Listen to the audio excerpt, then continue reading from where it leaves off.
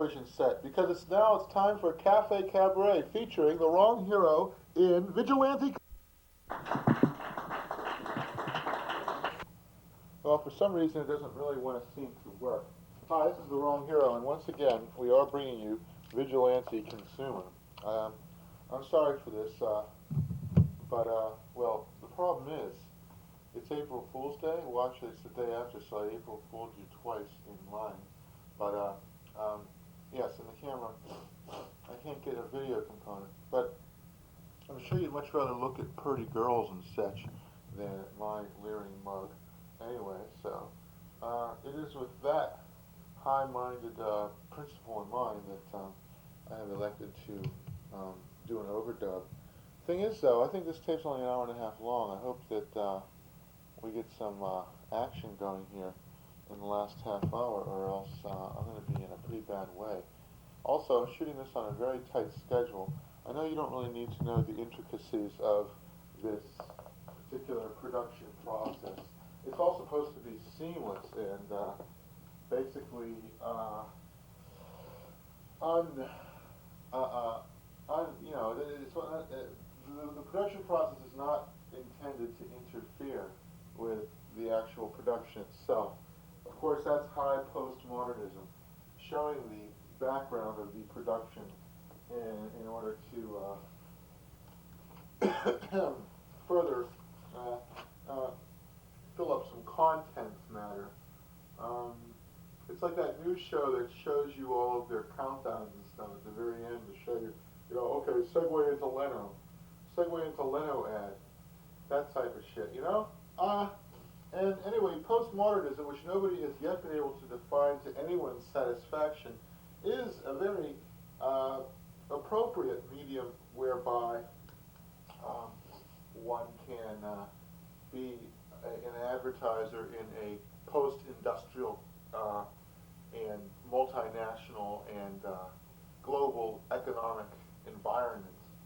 Now, if I'm sounding too much like an economist or a communist, please stop me. Of course, you have no way of stopping me. Yet again, yet another postmodern twist of rye to mix some metaphors. See, that's the thing. In the postmodern world, you use all sorts of figures of speech that I learned back when I was 14, such as metonymy and synecdoche and extended metaphors, mixed metaphors. You use all this stuff in your advertising campaigns without really, truly knowing what it is or how it's used. You just sort of subconsciously use it. As one example, say a starving child is meant to represent Africa, and that, of course, is synecdoche. The face that launched 1,000 ships, for example, as a reference to Helen of Troy, sorry, that's metonymy. And, of course, a mixed metaphor, it was used by Shakespeare to take arms against the sea of troubles. To take up arms against the sea of troubles. Well, but of course, this is not a lesson in English lit. The ostensible topic of this presentation is that which was explicated in the title, which is Vigilante Consumer. But I can't resist to quote something from James Morgan. It was written in the Spectator. It was one of their competitions of February 5th, 1994, which just goes to show how far back some of my material goes. Why oh why, people cry, can't we have a deregulated London bus system based on the political system of Poland in the 19th century? Then they regretfully reject the idea after a moment's superficial consideration. But think again. The Polish parliament of that time employed the liberum veto, which enabled any individual member to block any measure.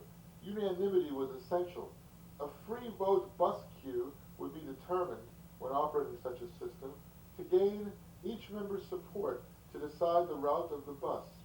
This is the point skeptics ignore at their peril. You see, this is a bit of nonsense that was part competition number 1815 in the February 5th issue, in case you're interested and want to look it up. But you're going to have a hard time finding it going that far back, unless you consult me, because not very many people keep bound volumes of the London Spectator in this neck of the woods.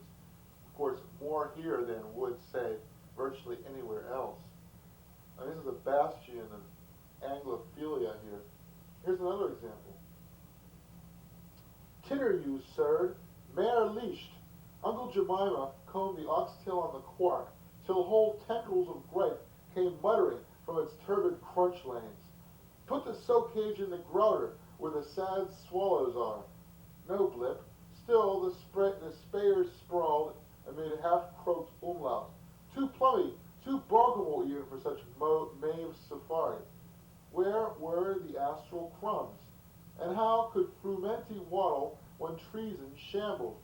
No free martin groped oblivion now. No gibbous natterjack treacled the synod. An eerie goujon, lambent and defeated, sprayed wallops of roisterous pratfall, its ichnus spiraling persimmon pure in McVitie's wink. Spats ascended. These are quite precious, aren't they? By Gerard Benson. Let us take for an example this piece of string, verdant, recognizable, flavorless. Voila! You will see that now there are 3 pieces and that I have not cut it. How, you wonder, is this achieved? But I will reply, this is life. Or assume the further example of a cushion or doorstop, or more poignantly, a valve trombone. Who put it there? With what end? I will merely reply that these questions are so much attenuated candy floss. A plastic gibbet, on the other hand, but I observe that you are convinced. Come, no more hair splitting. Let us dance. Now, can we get any more surreal than this? I mean, I don't know what's on the picture right now, but I do know that this nonsensical accompaniment probably creates quite a contrast. Now, it's just some guy standing stock still in his birthday suit. And, gee, I sure wish I could get something to eat. But if I were to do that, then I would have to quit my incessant yammering. And that would be a thing called sad. I suppose I could give over to the audio portion of an older. Yeah, that would be it. You see, first of all, you read other people's work, and this is being part of a vigilant consumer. If I were getting paid for this, you wouldn't be getting your money's worth this week. First, I read parts of other people's work. Now I'm going to stick on some old footage, just audio only. Look up. Move over. And, yes, I have a full studio here. The pet dog, the faithful pet dog, is in fact in attendance.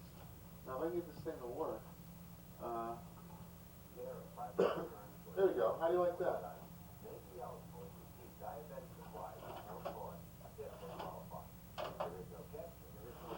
I may be eligible to receive diabetic supplies at no cost, but I don't have diabetes. But with a deal that good, I can always develop it. Careful now. Careful for what you wish for, because you might get it. This TV screen. Uh-oh. Not the TV screen.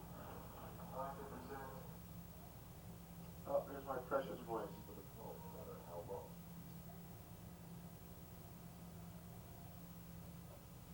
Yeah, here goes. Something especially appropriate for this occasion.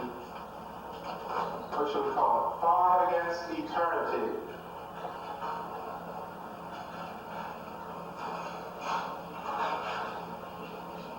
Alright, you dog face, let's move it. Come on, you man. Let's line up. The big bastards are line up and the little bastards are bunch up. Come on, move it.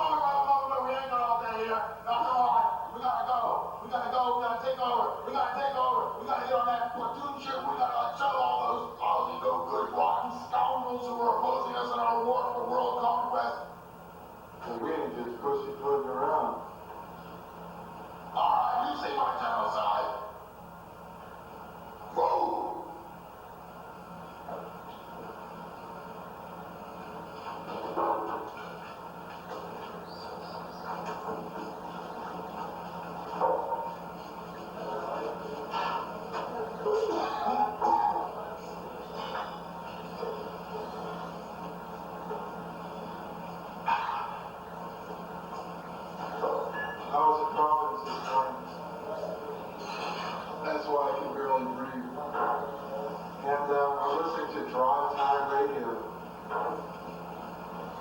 this radio in which you're lulled into a sort of soothing, conceptual narcosis by the mellow announcer. Don't have a heart attack, don't have a heart attack. You can do that thing, you can do. And one of them was reading from a biography of Jackie Onassis, which has recently come out. Talk about class! How would you like it if your life story were to be read over the radio by a smirking disc jockey? Actually, women never smirk or leer. It's always men. But if women could ever smirk, this woman was smirking as she said. And it was so important I even wrote it down. With a hard, ugly smirk on his face, Joe Kennedy put his hand on his dying partner's knee. You see, he was like, making out with a young lady to show he was a big guy, and in public, in a restaurant. But, just to have his life smeared all over the stage, just so that, it's sort of backhand way of getting back to Jackie Onassis. Well, her father-in-law wasn't much. She's even worse. It sort of reminds me of a biography of Colonel Sanders that I read. The colonel had one big fault. He became born again at the age of 79 because there was a sin that was laying heavy on his shoulders. Heavy. Oh, he murdered a man in Kentucky, but, it was just a little family feud type affair, so it's not really a mortal sin because he acted in self-defense. In fact, down in Kentucky, people think you're kind of weird if you don't get into a duel at some point in your life. But no, the colonel's big undoing was cussing. And so some minister took him to task for this, and the colonel rather melodramatically says, while he was giving me this lecture on cussing, he lit up one cigarette after another. Pretty soon the air was blue with smoke. And at the end of the lecture, I said to him, well, my cussing only hurts myself, but then there's cigarettes you can light one after another or pollute the air of everybody in this here restaurant. The colonel, what a guy.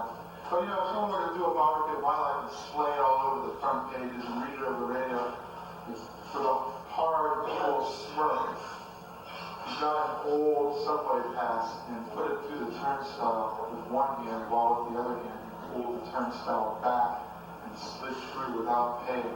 They'd be smearing my sins all over being the National Enquirer. Man evades subway, things like that.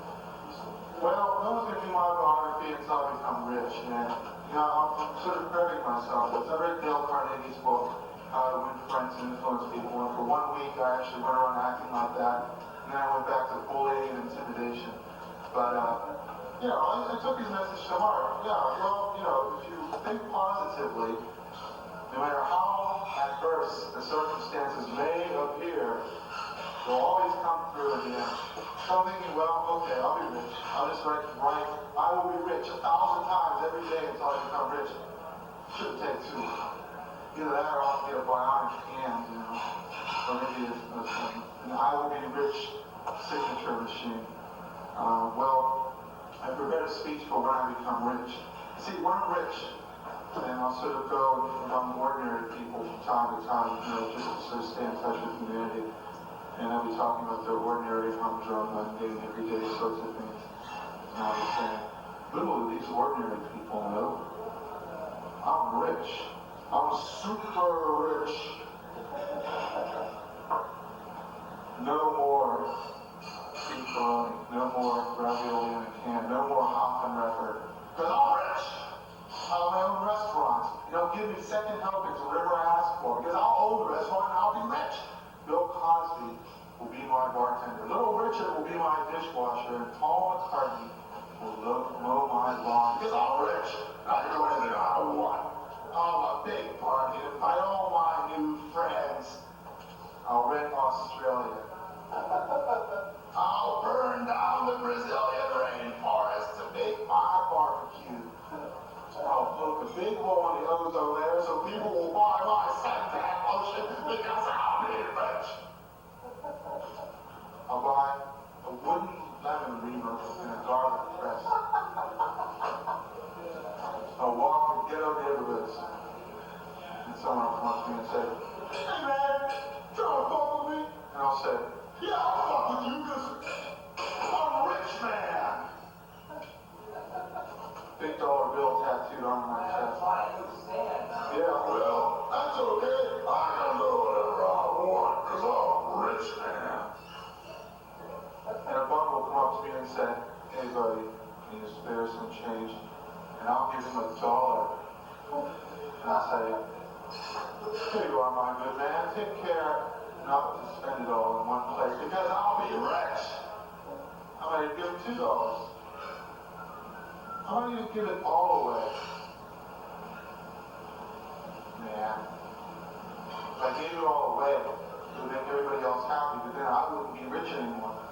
And what does the happiness of the entire world weigh against my comfort? Especially when I'm rich. And when I die, I'll give all my money to religious charities. And instead of being a greedy pig, I'll be a philanthropist. And they'll make me a saint. Saint Billionaire! Patron saint of lucre, because I'll be rich.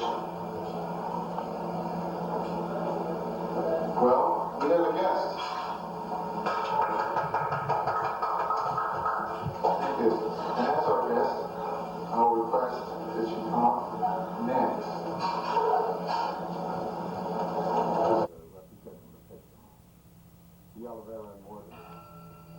Vera and Morgan.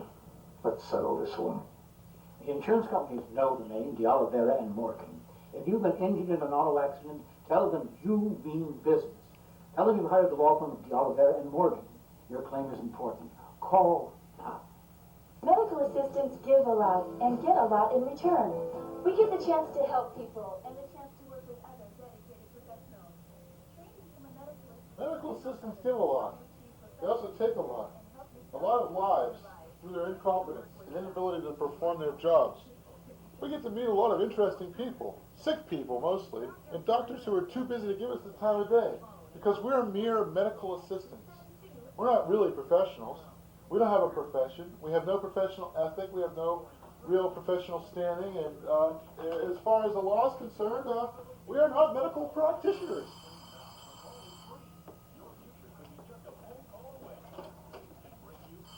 Could this be? Hello? Hi, how you doing? Oh, not bad. Nobody's called yet. Maybe you should give him a call. Just let him know what's up.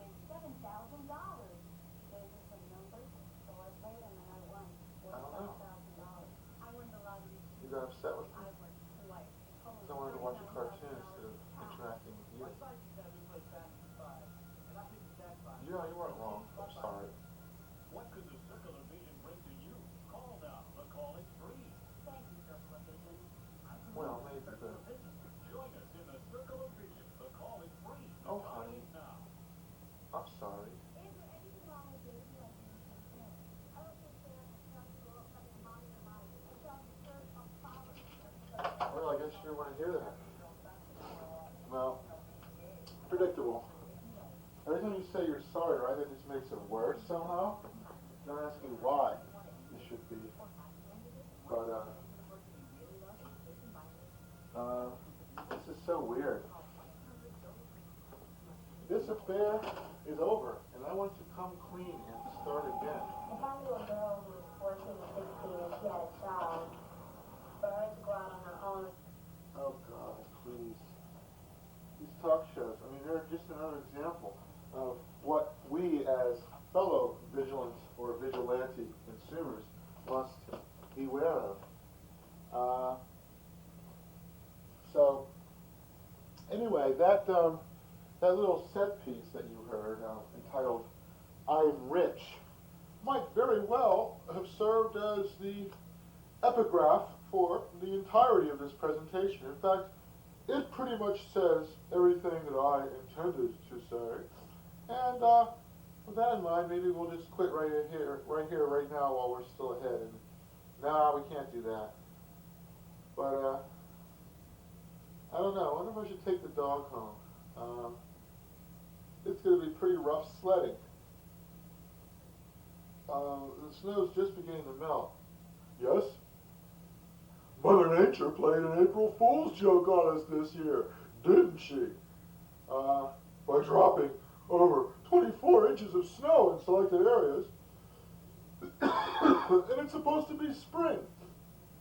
And yet it appears to me that there's an old fable. In fact, it is such a recognized phenomena that it even has its own Aaron Thompson classification system number in the folklore dictionary, about the man who jeered on the last day of March that March was over and therefore he was free and clear of bad weather, but then March borrowed 3 days from April and hit him with an enormous snowstorm, the likes of which hadn't been seen in them parts for many a moon. Now this is supposed to be the third worst storm that Rhode Island has ever gotten. I kind of find that hard to believe. What does that mean? Blizzard of 1888 was number 1. Blizzard of 1978 was number 2, and this was number 3. It wasn't that bad. Sure, I couldn't get my car out for 3 hours, but hey, and that wouldn't have been so remarkable, except it's 4-wheel drive, man. In fact, I still haven't tried to really drive it more than like a couple of yards, but the thaw is set in, and things are dripping all over. I'm just wondering, should I bring the dog back home or what? I'm sure this decision-making process of mine is of great edification to you, but of course, perhaps not. I'm wondering. Well, I think I'll have to think about this for a moment. Should I take the dog home, or should I just take her for a walk and take her home later? Ooh, pretty.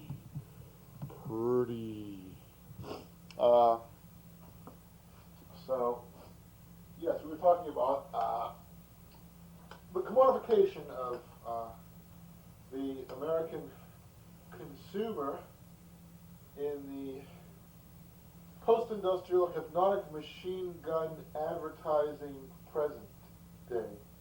We have the new millennium coming up, as you're well aware. And, well, okay. I suppose if I were to devote just a little bit of my time to make this presentation, then, seriously make it, right? Like, seriously make a case,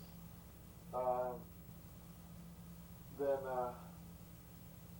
maybe I would,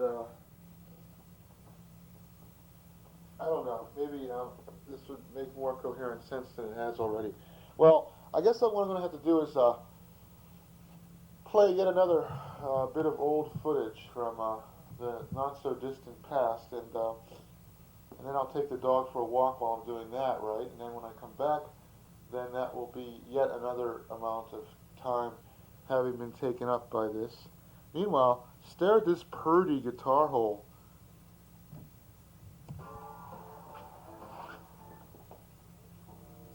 Two reasons to choose Bell Atlantic 9X Mobile, the cellular leader.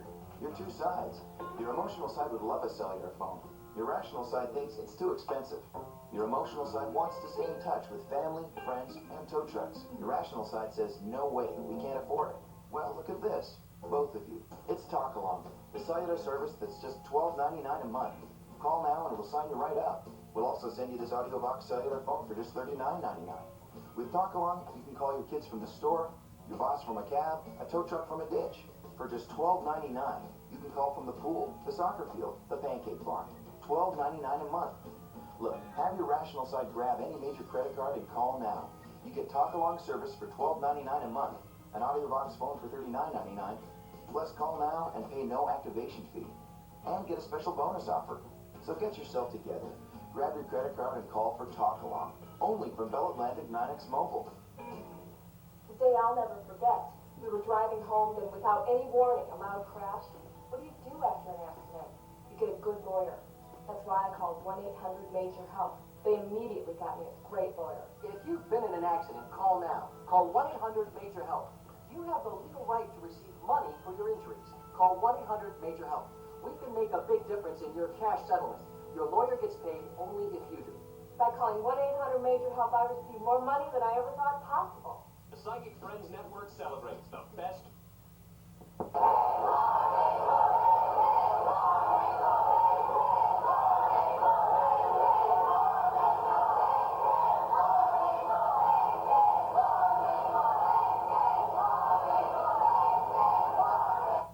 Jeez, what the hell is that, huh?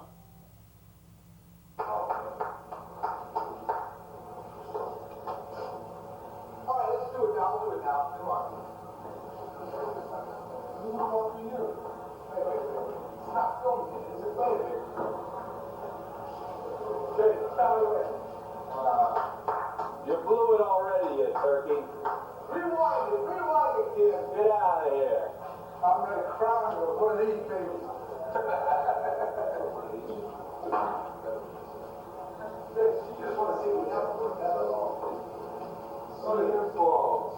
Two balls and one All out. right, John, what are you doing? One scene, one act. Tap.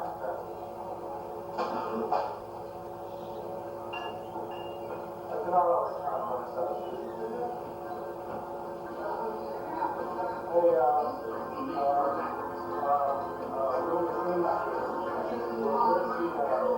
Where's the act?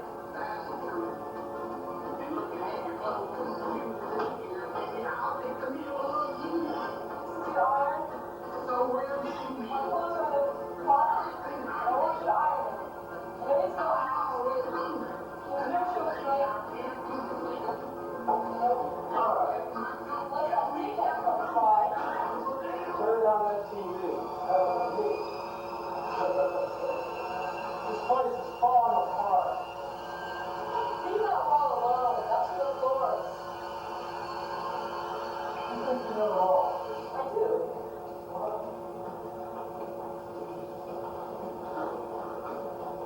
Where's the iron, John? Where's the act? There's no act. There's a letter. Where is it, Bill? My mother wrote a letter today. Oh, great.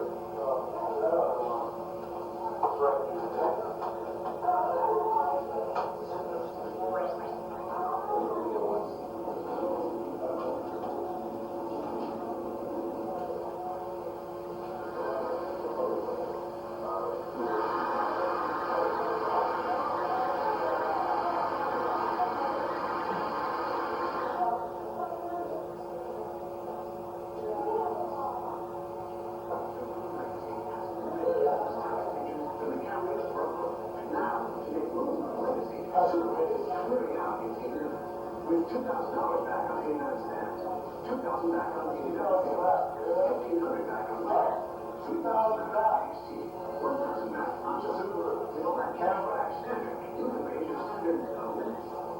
What's your mother have to say? Let you know your bill is still here. Well, you're better for him. You should go in that across the market. A couple of weeks ago, Nat, Ken, and Heather went to North Dakota.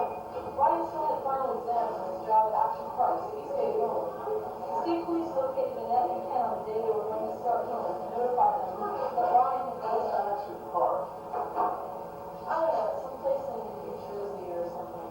Where do they do this? It's an amusement park. Well, what do you do? They have commercials all the time. I mean, don't you even watch the stupid park all the time? Well, you go to Action Park, and what do you do? Nothing? And why do you call it Action Park? Have you ever called it Nothing Park? Hey, Jack.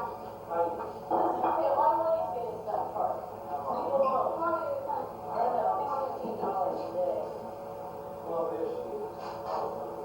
How are you doing, Jack? Jackie, why don't you come out and see me? Well, there you go. Shall we? We're just talking about it, Jack. Come on in, have a seat. Oh, no, this is your dad. This is your dad. It's supposed to be your dad. Have a seat, old buddy. It's like your dad, man. Hey, you. Come on. Good question. Shiny, you guys supposed to be the musicians tonight? Yeah. How come you didn't bring your guitar? But got broken. Great, whatever the hell that leave me. Let's hear it. Listen, I don't want to have any musicians here tonight. What are you talking about? I need a little bit of time to relax.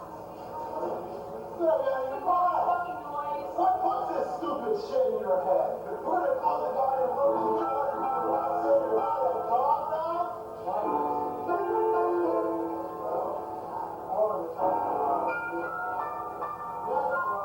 It's about 8 blocks now.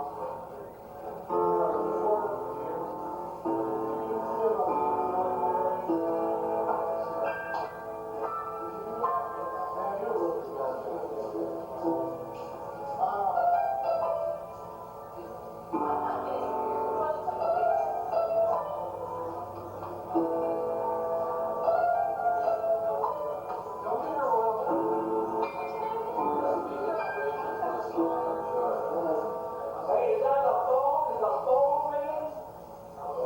That goddamn musician, I can't even.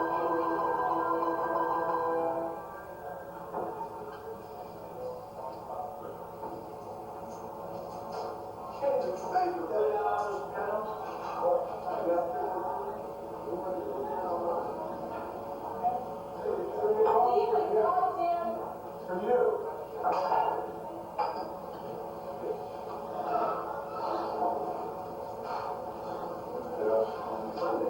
What happened to the musician? Why are you musicians, man? I missed you that next week. Alright. I was worried.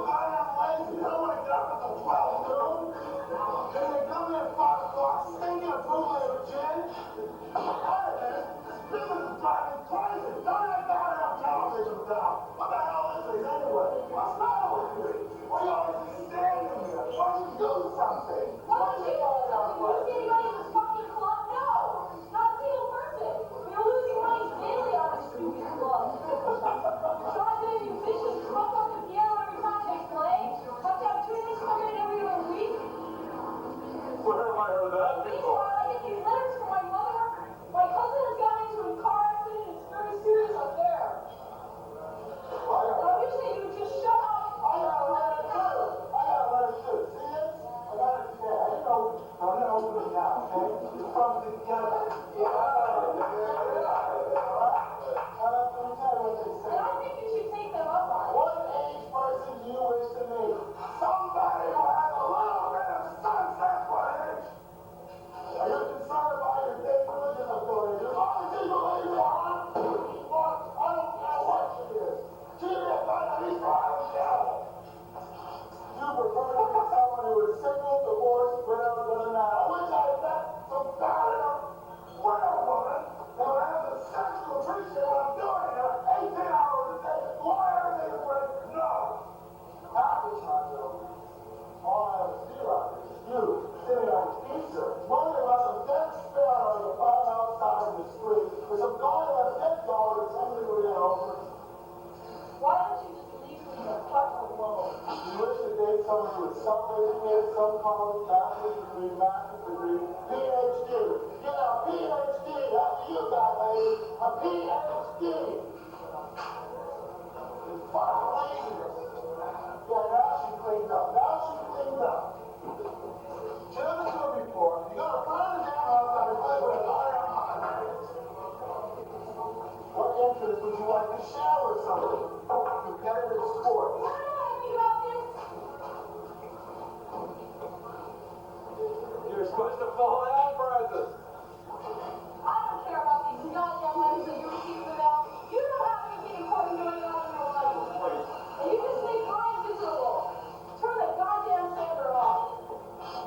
Well, if I'm doing it, no one else might do it. I'd like to see you soil your beautiful white hands on. I don't see you cleaning the goddamn drains. I don't see you removing the sump pump and putting it away. I don't see you making it. Plumber? What? They're doing you, Joseph. You okay?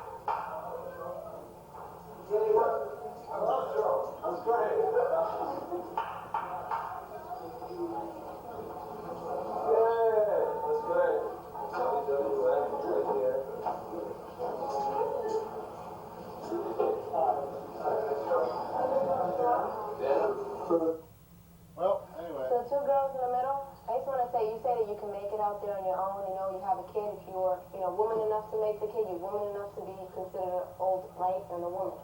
Well, let me tell you, I'm 23 years old, I have a 4.5-year-old son, I'm on my own, I take welfare, I got Section 8, I have a beautiful apartment, and I'm in school full time. And you know what? I wish I could be under my parents' roof because I cannot get in school.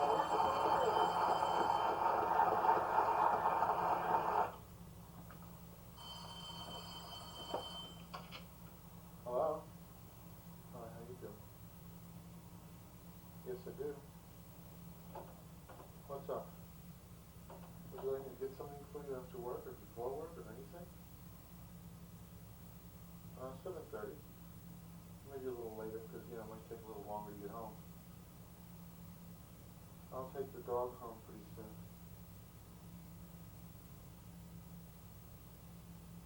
Okay.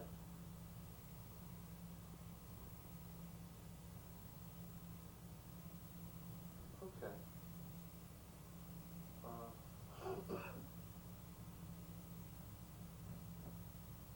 Well, I'll see you later tonight. Okay. All right. Okay. I'll see you then. She's calling back, not to apologize, mind you, but to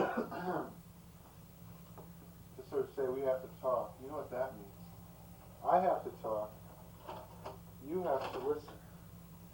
Anyway, that was a little play that I wrote way back when, with the help of Kristen Anderson, and of course the lovable Jeffrey Gagnon was there in attendance, and as was Michael Higgins and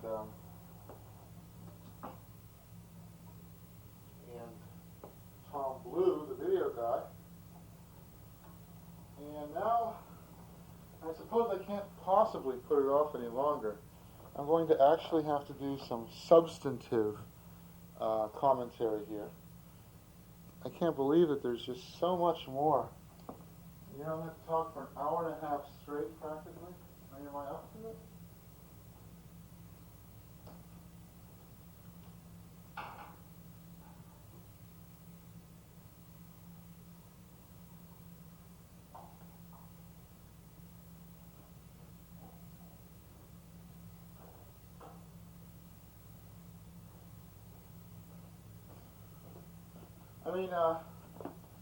Let's do this scientific-like. If I have 25 main categories of discussion, let's say 20, and there's 80 minutes, then each one of them has to take up at least 4 minutes. And of course, some of them are going to have more than others.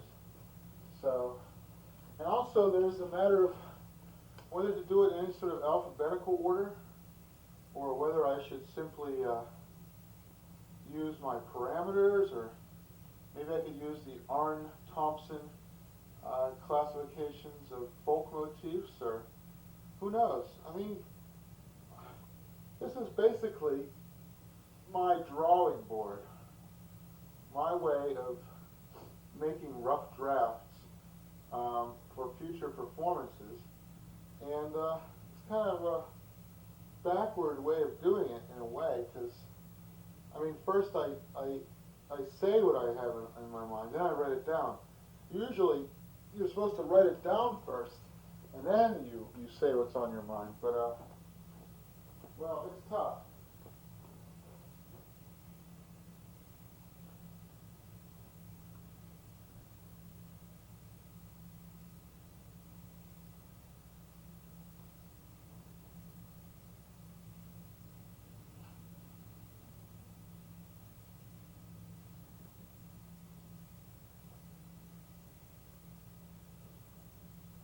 No, nobody ever said it was going to be easy. Well, when my girlfriend's mad at me, I get a lot of work done. Unfortunately, it's not always the type of work I should be getting done.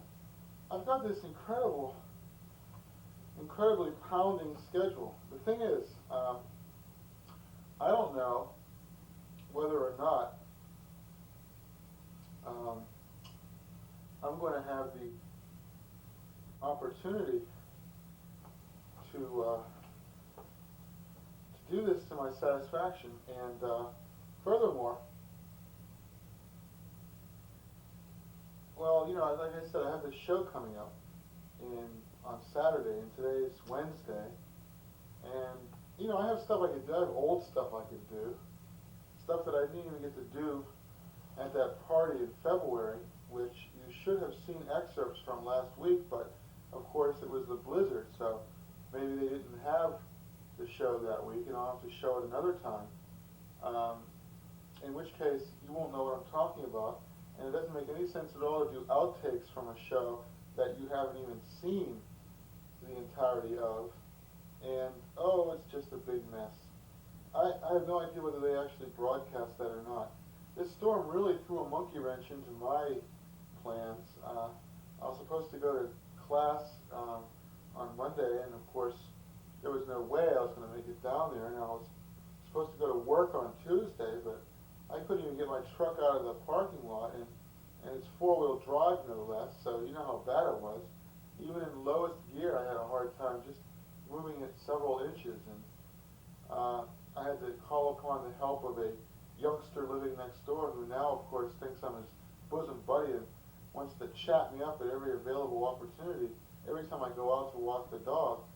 And I'm not necessarily in the mood to talk because, you know, of course I have very weighty matters on my mind. And then it's a matter of formatting this particular presentation. Exactly how am I going to format this? You know, we had a power outage here a few nights ago. At 10:30, the lights just went out. Otherwise, I would have been up for another hour and a half, 2 hours, you know, doing my studies in the folklore classifications.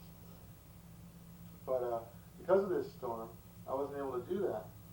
And you know, if I had any brains at all, I would have videotaped my epic struggle to get the truck out of the parking lot yesterday.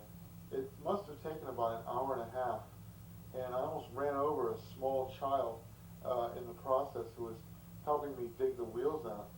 According to what my girlfriend tells me, he was right under the wheel, and he had to roll to safety in order to escape the spinning wheel, which would have run him over. And on several occasions, there were young children too foolish to know just how hazardous standing behind a truck skidding in a blizzard could be. But fortunately, no harm came from it. I'm sure it was a learning experience for them. And anyhow, I'm getting rather off the subject, although strangely enough, the two audio taped excerpts that I played were strangely applicable to the topic or theme of this presentation, which of course was the wrong hero as vigilante consumer.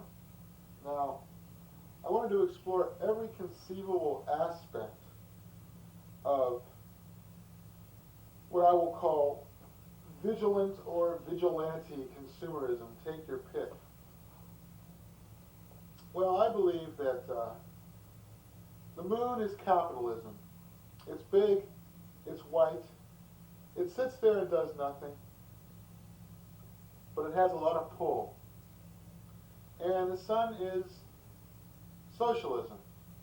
It's big, it's red, it's setting all over the world, and sooner or later, everybody gets burned. Well, now that's a pretty clever way of putting it. Never does it fail to impress the vast crowds of intellectuals who jostle each other for access to my excellent, excellent shows. Now here's an example of vigilante consumerism. I hold here the Phoenix 101.7 WFNX Best Music Poll, the 9th annual Best Music Poll, presented by Coors Light. And, of course, they are being very generous to give us some suggestions as to which candidates we should vote for. Of course, you know, the Noise did the same thing just last January, so now the Phoenix is jumping on the bandwagon and doing the exact same thing, except they have these cute little categories like Best Local Act that sells a lot of albums. Isn't that swell? Not best really good local act that has a, you know, creates a lasting impression on you. And here are some of the selections. Tracy Bonham. Oh, I don't think so. Buffalo Tom. Sort of Dinosaur Jr. You know, offshoots or wannabes, what have you. The Lemonheads. Oh, please spare me. The ineptitude of the Lemonheads in live performance disqualifies them from any possible consideration as the best act. Morphine? Well, I've decided to declare a moratorium on saying nasty things about morphine because one of them, the guy who plays harmonica, I remember back from his days with Three Colors, Dana Cawley, and I've always liked him. And the other guy I don't know, and of course Mark Sandman.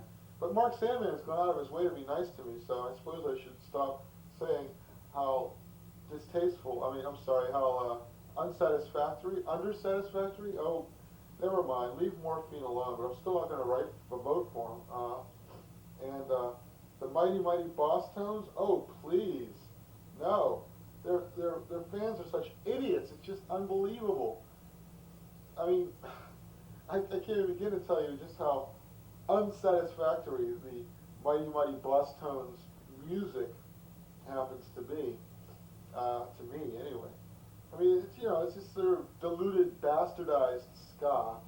It seems that Americans always prefer the 2% dilute form of something authentic to the unmitigated, unadulterated, authentic form. Obviously, we're not going to have the time or the patience to go through every single one of these things, but I just thought I'd make some comments here. You know, the one act that really should be here but isn't, maybe because they don't sell enough albums or something, I don't know, is the Dam Builders. Nope, they're not here. I don't see them anywhere. I'm going to have to write them in on every single occasion possible. Oh, but the other choice, the other officially sanctioned choice for best act that sells a lot of albums is Sebadoh. Sebadoh? Those guys are crazy, you know that? I mean, I hate to say it, but they are. They're just not. I don't know, if I put the Dam Builders in, is that going to, like, count? Because, you know, they don't sell a lot of albums except in Australia, at least according to the local geniuses at the Phoenix. So anyway, I'm going to write in the Dam Builders. And now, for best act that doesn't sell a lot of albums, does that mean acts that don't even have albums out yet? The Dirt Merchants. Oh, please, come on, they're just plain mediocre, okay? Quintain Americana, well, I'm not qualified to judge, but if they won the Rumble, that probably tells you something right there. Papas Fritas, I have nothing but good things to say about them, but they don't seem to have ever really gotten their act together and lived up to their full potential.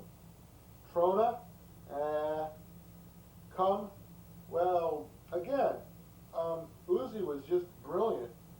But when Talia Zedek was with that New York band, wasn't Big Black, it was whatever they were called, Live Skull.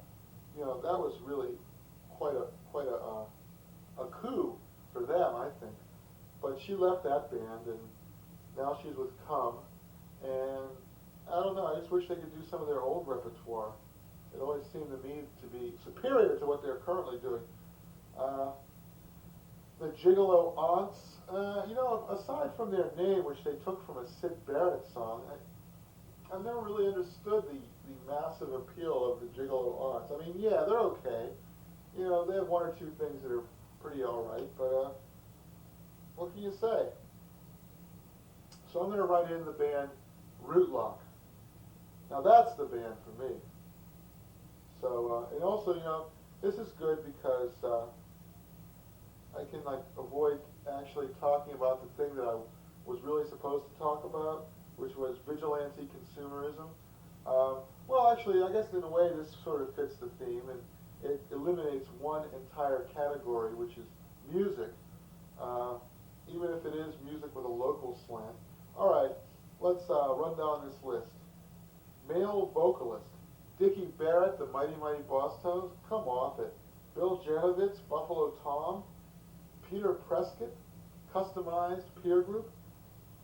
I wouldn't call any of these people vocalists per se. Vocal stylists, perhaps at best. But I'll tell you right now, I'm going to have to vote for Peter Prescott. Because I can't vote for the Dam Builders and Rootlock for everything. They'll get suspicious. Mark Sandman, Morphine, sure, if you consider half an octave range to be vocalizing, I suppose he would qualify. Lou Barlow, Sebadoh, sure, I suppose if Sid Barrett can qualify, so can Lou. Dave Gibbs, the Gigolo Aunts. Again, the band with the funny name derived from a cult artist gets selected for qualification. Female vocalists, Tracy Bonham, no. Tanya Donnelly, no. I don't know. It's a toss-up between Tanya Donnelly and Kristen Hirsch, I suppose. But then Kay Hanley from Letters to Cleo, she's pretty good too. It's a tough decision.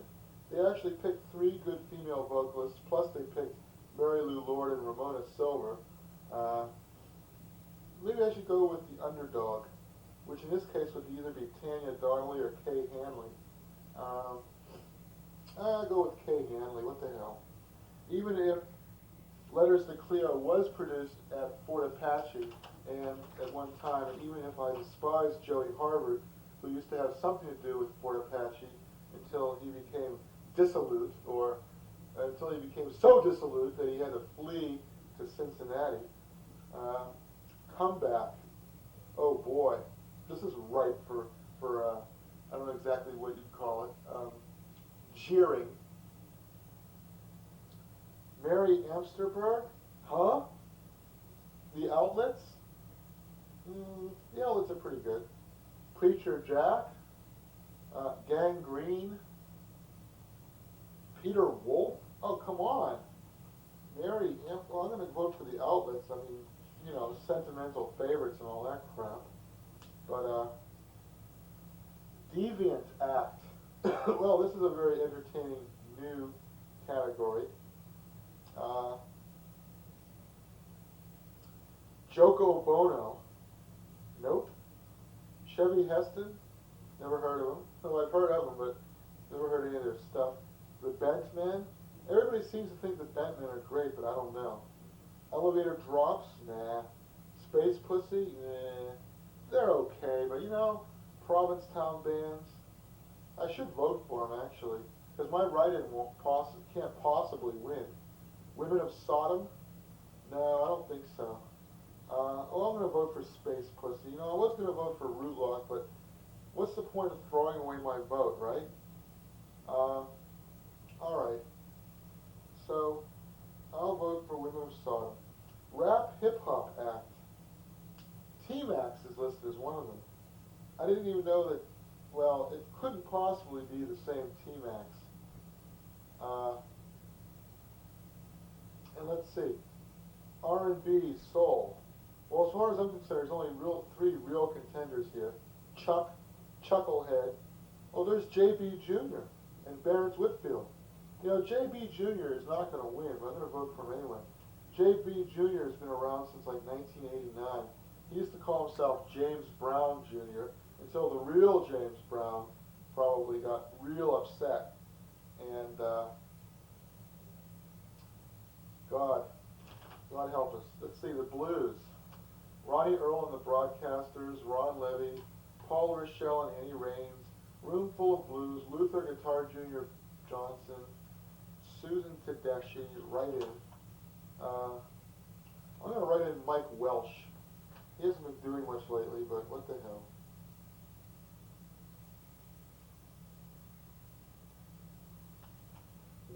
music.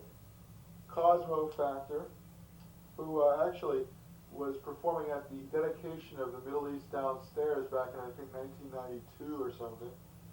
So I remember them. Jayuya, Mozamba, Rumbafrika, Inkasun, Natraj, and The Write-In. Well, for me, it's a toss-up between Natraj and Cosmo Factor. I actually prefer Natraj, so I'm going to check them off. Too bad, too. You know, I would have liked to have voted for Cosmo Factor. Jazz. Well, really all there is the Either Orchestra, so those will write them in. Folk music. Well, Tracy Smart, Todd Thibault, Martin Sexton, Deb Pasternak, I don't think so, Ratsy, oh no, and Jim Infantino. Well, Jim gets the nod. You know, here's another guy that's been around for about 10 years. 10 years. Live show. You notice the Lemonheads aren't here. Of course, they've sort of more or less become a studio act anyway. Good thing for them.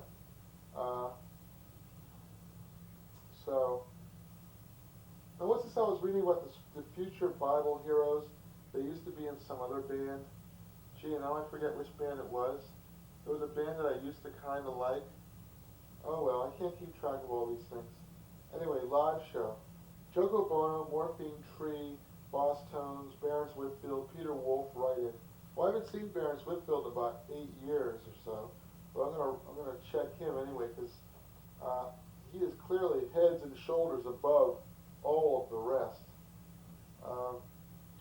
or was.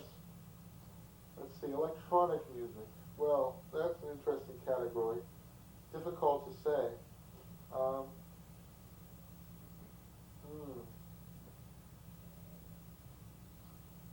Brother Cleve, Institute of Technology,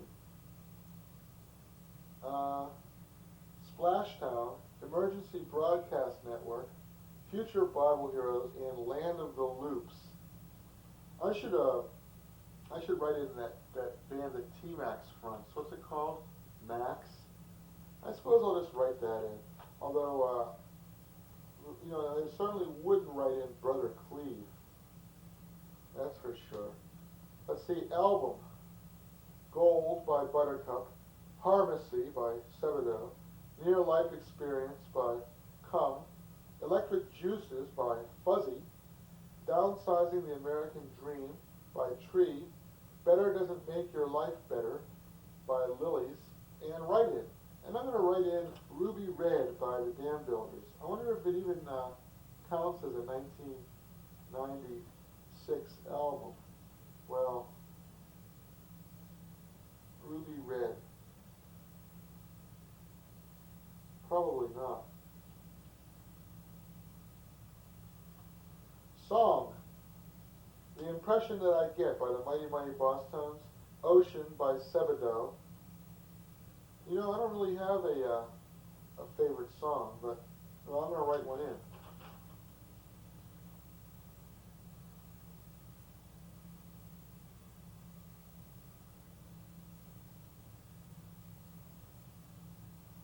No Afterlife by Root Rock.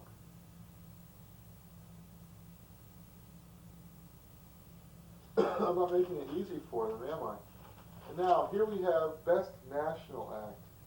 Best act that sells a lot of albums. Duh.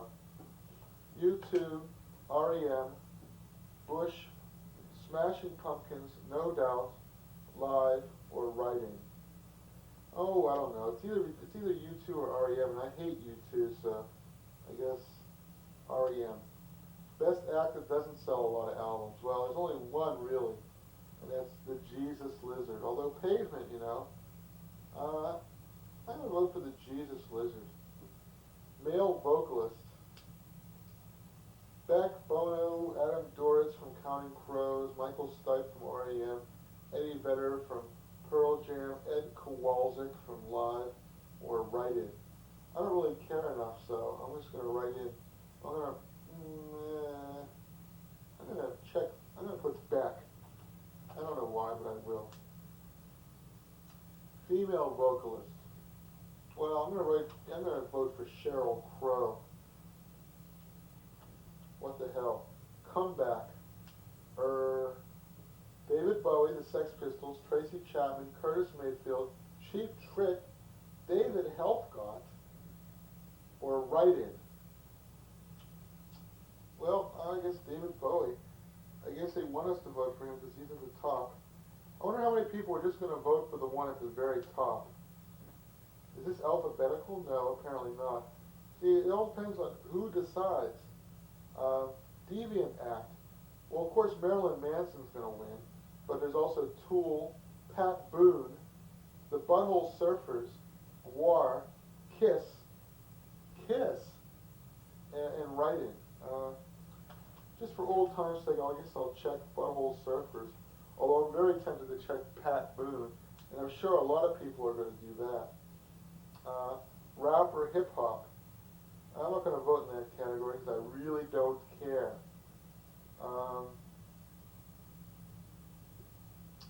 Oh man. Okay, R&B soul. Whitney Houston, Tina Turner? I don't think so. Blackface, Babyface, Blackstreet, Tony Braxton, Solomon Burke is who I'm going to vote for. Let's see, the blues. B.B. King, R.L. Burnside, Buddy Guy, John Lee Hooker, Coco Taylor, Junior Wells, Write-In. I'm gonna vote for John Lee Hooker. You know, don't mess with the hook. Got the Alamonia blues. I mean, the guy only has one chord, right? But it's a good one. World music. The Chieftains, Gypsy Kings, Nusrat Fateh Ali Khan, Danan, Salif Keita, Baba Mal, and Write-In. Now, what's that band that does all that weird world music stuff? Jeez. Can't remember their names now. You know,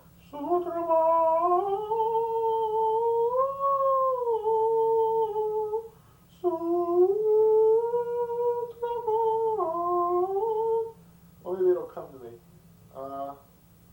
What is their names? Dead Can Dance. I'm going to write them in.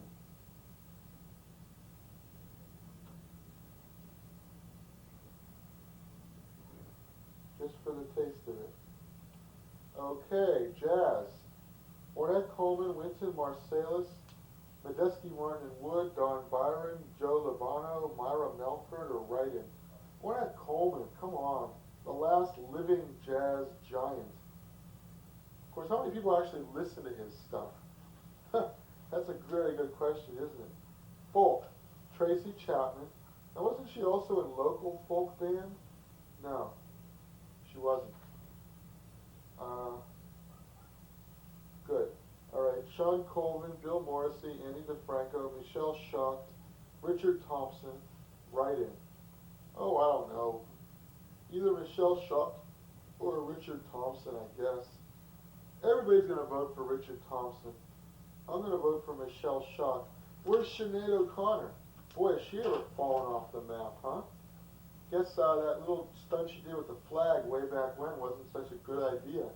Roseanne can get away with it, but not Tracy, not Sinead O'Connor. She's going to have to record under a pseudonym here. Live show. Get this, live show. Kiss, Metallica, Pearl Jam, Marilyn Manson, 9 Inch Nails, R.E.M., Write-In. I don't know. I think I'll vote for Metallica. You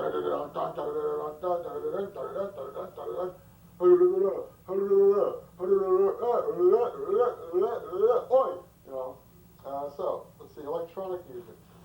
The Orb, DJ Shadow, Tricky, Underworld, Aphex Twin, Chemical Brothers, Write-In. Aphex Twin. All right.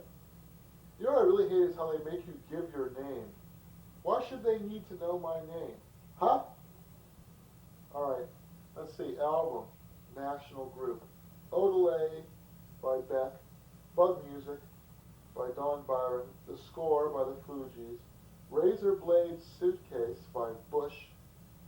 Down on the Upside by Soundgarden.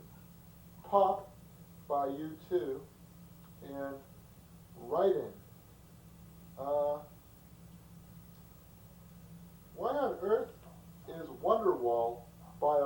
on this list. I thought Wonderwall was from like 1995. Oh well. Anyway. Best album. Guess I'll vote for Odelay. I'm so sleepy. Okay. Now, best song. Where It's At by Beck. Love Fool by the Cardigans. Wonderwall by Oasis. Bulls on Parade by Rage Against the Machine. 1979 by Smashing Pumpkins. And Pepper by the Butthole Surfers. Well, obviously Pepper, right? Can any thinking man say anything different? Now I guess I'm going to have to sign this thing. All right, I'll sign it.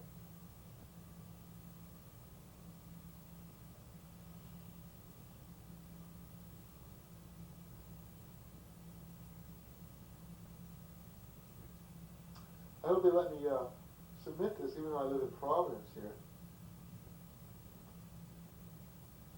You never know with them.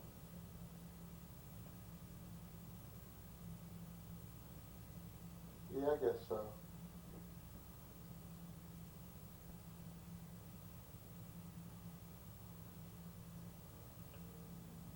I must be one of the 1% of Americans who knows his zip plus 4. Anyway,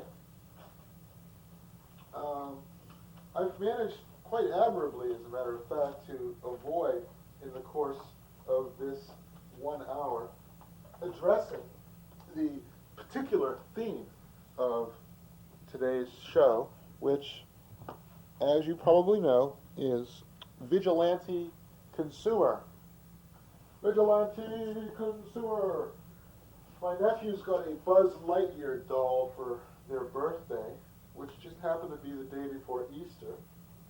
And of course they're twins, and there's only one Buzz Lightyear doll, but somehow they don't have screening matches over who gets to play with it. I guess they're learning early on the need for cooperation, because they don't quite outnumber their parents, but it's pretty interesting when the parents do have another kid. The kids will outnumber the parents. That's why they're always saying, "Oh, just have 2 kids," replacement rate. You know what the average family in this country has, like 2.03 children or something like that, which is barely the replacement rate. It's immigration which makes the population of the United States go up. And anyhow, this is a nation of immigrants, blah, blah, blah.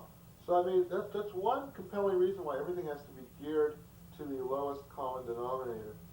Not to say that intelligence correlates with the ability to use the English language, but it is a fact that pictures and, simple presentations are more likely to appeal to people whose native language is not English. So, in any event, the kids have this Buzz Lightyear doll. It's really nice that first they came up with the movie, and then they did the marketing.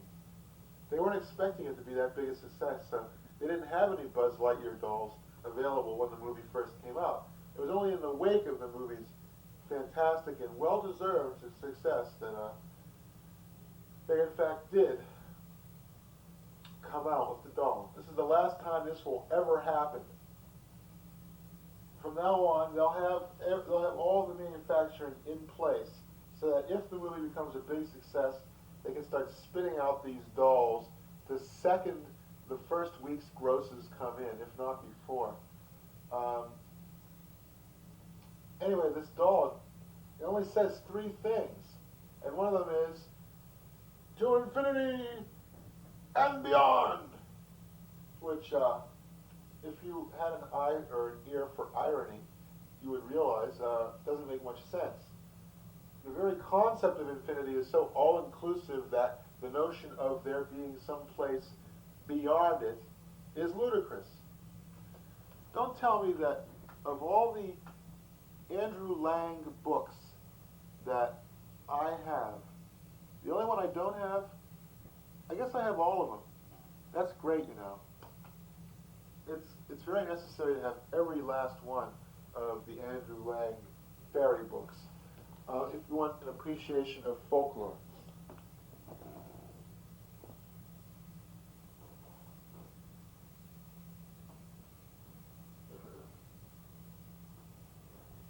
You see, I've been reading this book. It's called A Guide to Folk Tales in the English Language, based on the Arne Thompson classification system by D.L. Ashleman. I almost got through the entire thing. They even cite one of my favorite books, The Rationale of the Dirty Joke by Gershon Legman, although not in the bibliography, only as a citation. Let's see. So there are how many fairy books? 1, 2, 3, 4, 5, 6, 7, 8, 9, 10, 11, 12. And how many do I have? 4, 5, 6, 7, 8, 9, 10, 11. I have all 12 of them. Plus the Rainbow Fairy book, which is a best of compilation, apparently. I am so happy. I am so happy. But you know, I have the revised editions of the blue, pink, green, and red fairy books, which I guess are the earliest ones. Blue, yep, green, yep, pink, and red. Yep, those are the 4 earliest ones. And the others are kind of like afterthoughts. Should I continue to boast about the incredible books that I have in my collection, just to give you some idea of the depth and sweep and range of my interests, culturally speaking? I have Bullfinch's Mythology, the complete Brother Grimm fairy tales, the complete Hans Christian Andersen fairy tales, Russian fairy tales, African folk tales. What the hell is this? Oh, and literary fairy tales, put out by the Continuum Press, as well as W.B. Yeats's Fairy and Folk Tales of Ireland, and 2 volumes of the 4 or 5 volume Vance Randolph Ozark folk songs. Plus, in addition, I have the Civil War Treasury of Tales, Legends, and Folklore, all these B.A. Botkin books, the Western folklore, New England folklore, Southern folklore, American folk humor, Jewish folklore, Sidewalks of America. In addition, I have the Encyclopedia of Black Folklore and Humor, the Book of Negro Folklore, Readings in American Folklore by, yep, that's Brunvand, all right. Yeah. So I got all these stuff here. And, you know, I hardly ever crack it open, which is a shame. I'm going to have to start doing that more. Because you can't possibly know too much about folklore, right? Oh, and of course the life treasury of American folklore, which I picked up for a song at a going out of business sale. Well, it was actually this guy up in Salem, Massachusetts, was moving his bookstore, so I got a whole bunch of bargains on books. At just the very time when I was supposed to have been weeding my collection, instead I ended up acquiring books, much to the predictable consternation of my inamorata, who does not appreciate all of these books cluttering up the atmosphere here, these dust-collecting books. So, let's see, where was I? Oh yeah. In a recent issue of In These Times, I saw this comic strip called The Fad by Terry Laban. Copyright Terry Laban, 1996. It is a 12-panel strip with panel 1 being the title. Panel 2 shows 2 presumably ghetto-dwelling teenagers seeing a chrysanthemum growing in a bush, plucking one, and putting it behind their ear. In panel 3, they meet with the approbation of their peer group for having come up with this fad. In panel 4, a young, bearded, beatnik-looking bohemian type is sitting in a coffee shop, and he sees the chrysanthemum being worn by the ghetto youth. So in panel 5, he is on stage fronting a band, playing a guitar with a nose ring and wearing a chrysanthemum behind his ear. In panel 6, somebody in a MTV-type television station is sitting behind a computer looking at a fanzine with, on the cover, a picture of this folk singer with a chrysanthemum behind his ear. Now, that's why you should not discount music fanzines as purveyors of fads. They're on the front lines of the latest fad. Of course, fads by their very nature are ephemeral, as we will see. In chapter 7, or panel 7, we see a more mainstream music video type act on MTV with a chrysanthemum behind his ear and an impressionable teenager watching this program. In chapter 8, we see that young hipsters, old hipsters, and even prostitutes are wearing a chrysanthemum behind their ear as they walk by the hip fashion store. In chapter 9, we see a famous football star with an earring in one ear and a chrysanthemum behind another ear. And of course, in chapter 10, ordinary citizens at the shopping mall are now all wearing chrysanthemums behind their ears. In chapter 11, an incredibly goofy-looking guy with an ugly mustache, buck teeth, ugly glasses, and a western shirt with a rabbit's foot instead of a tie, and an enormous paunchy belly, is wearing a chrysanthemum behind his ear and waving at a young teenage girl who has a navel ring, tight leather pants, a tattoo, granny glasses, which are also sunglasses, a very tight t-shirt with a pistol pointed at the man, pictorially displayed, black lipstick, and they are at a music show, and he's waving at her, trying to pick her up, and she's sticking her tongue out at him in derision because he's wearing this archaic fad. And in the final panel, a bunch of old-timers are gathered around the bar, all of them wearing chrysanthemums behind their ears, laughing and joking, but one old-timer is thinking of days gone by, and a poignant tear trickles down an eye on the same side of his face as the chrysanthemum behind his ear. And so we see, very skillfully delineated by Terry Laban, the anatomy of a fad.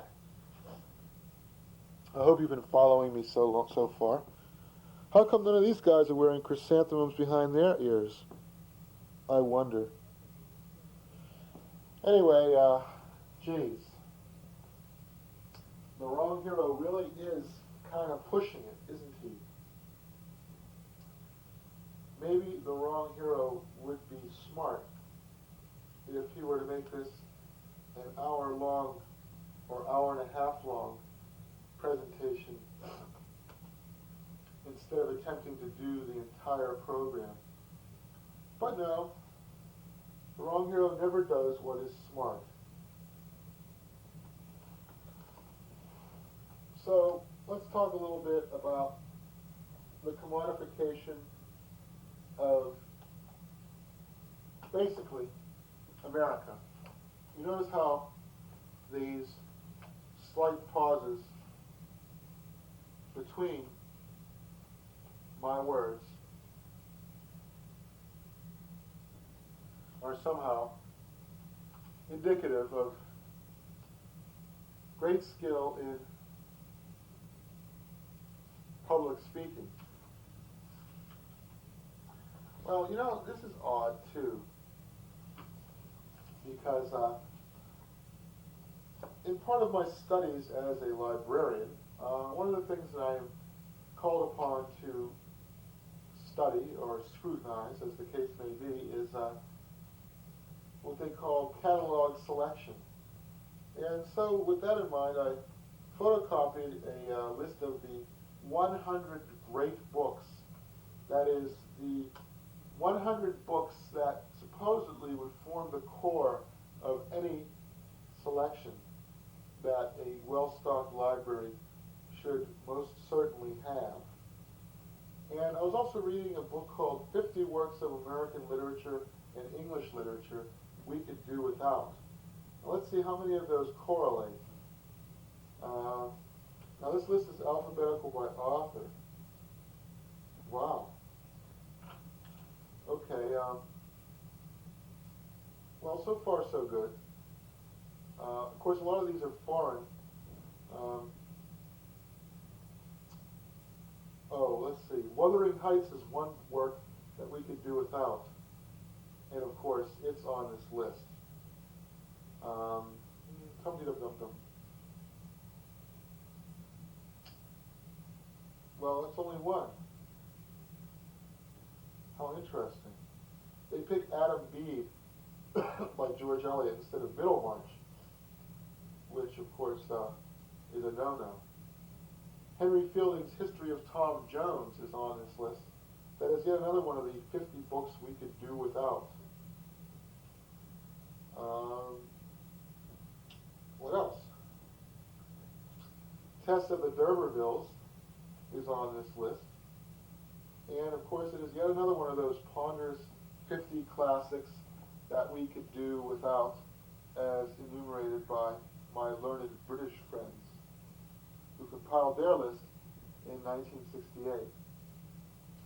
So what we have so far is,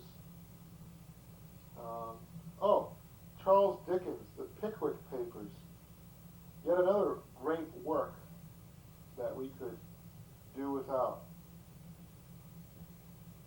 So far we have Wuthering Heights, The Pickwick Papers, History of Tom Jones, Test of the D'Urbervilles, The Scarlet Letter by Nathaniel Hawthorne. Yet another one of those ponderous classics we could do without. Not because it's necessarily difficult to read. I've always had a soft spot in my heart for Nathaniel Hawthorne, but the subject matter of The Scarlet Letter is so hateful, so puritanical, that the authors of this 50 works of English literature we could do without, as well as myself, have more or less cast it into a well-deserved oblivion. Rudyard Kipling's Soldiers 3. Well, although it's not one of those great classics of literature we can do without, nevertheless, Kipling seems to be popular during times of war, but at no other time. And it's funny, but I've read most of the 50 works of literature we could do without. Somerset Maugham, Of Human Bondage. That is certainly a great work of literature we can do without, even though they picked The Moon and Sixpence as being the Somerset Maugham book least likely to be of lasting value. Moby Dick by Herman Melville. Yes, the only book in which it takes 100 chapters to even get to the whale. By then, a good 300 or 400 pages have gone by. Now, the authors of the 50 works of literature we could do without said, Joseph Conrad would have been hard-pressed to make a short story out of this subject matter. And they also said, a great American novel is not something in which you talk about the great American novel without actually writing anything. And nor is it something where brutality to animals proves that you're a man. So, what else have we here? Well, any sound except, of course, for Sir Walter Scott's Ivanhoe. Anything by Sir Walter Scott, who was perhaps one of the worst writers ever to gain any sort of fame or popularity. Of course, nobody reads him now. This is 50 years later. And they picked Henry Esmond instead of Vanity Fair by William Makepeace Thackeray, which is unfortunate. Henry Esmond's a good book about a good man, but Vanity Fair is just so much more interesting. It's almost a matter of take your medicine here. Oh, and of course, the Holy of Holies, Huckleberry Finn by Mark Twain, another one of those 50 unendurable classics of English and American literature. I don't think their case is very convincing when it comes to saying that you shouldn't read Huckleberry Finn. Nevertheless, they do call it one of those 50 classics. And finally, Leaves of Grass by Walt Whitman. And I think I agree with them there. I think Leaves of Grass is the sort of thing where you almost get more credit for saying you've read it than you do for actually reading it. I mean, who has the time, right? So, anyway. Oh, and of course, Hamlet by William Shakespeare.